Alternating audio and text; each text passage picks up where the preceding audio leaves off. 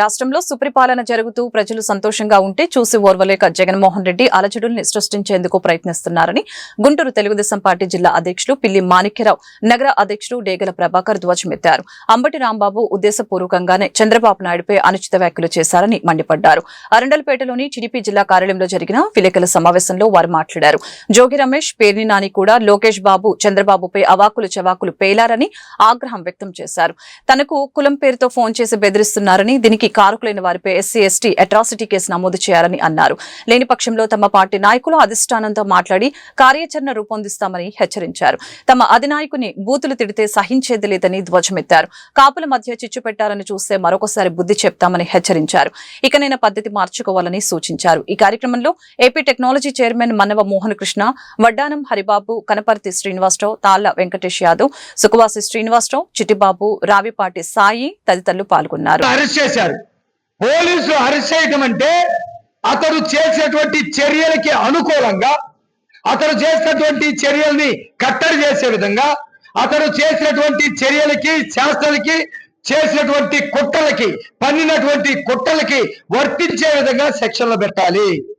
అలాంటి సెక్షన్లు పెట్టకపోతే ఖచ్చితంగా ఈ రోజుకి మేము నిన్న ఇచ్చినటువంటి కార్యక్రమాన్ని వాయిదా వేసుకోవచ్చు. కానీ ఈ సెక్షన్లు గనక ఆర్డర్ చేయకపోతే, ఈ సెక్షన్లు గనక పెట్టకపోతే తొందరలోనే మాకు సంబంధించినటువంటి మా ఎమ్మెల్యేలు, మా జిల్లాకు సంబంధించినటువంటి ఎమ్మెల్యేలు, మా జిల్లా రాష్ట్ర కమిటీ సభ్యులు అందరితోటి కూర్చొని చర్చించి కార్యాచరణ రూపొందిస్తాం.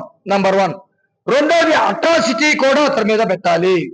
ఎందుకంటే నాకు నిన్న అనంతపూర్ నుంచి, కడప నుంచి మా అంబటి రాంబాబు మీద మాట్లాడేంత మగోళ్ళ మీరు, నువ్వేంటి, నీ కులమేంటి, నువ్వు జిల్లా అధ్యక్షుడు అయినంత మాత్రాన అంబటి రాంబాబు మీద నువ్వు మాట్లాడతావా అని చెప్పేసి నన్ను కులం పేరుతో దూషిస్తూ ఫోన్లు వచ్చి ఆ కాల్ రికార్డులన్నీ కూడా నేను ఎస్పీ గారికి ఇస్తాను.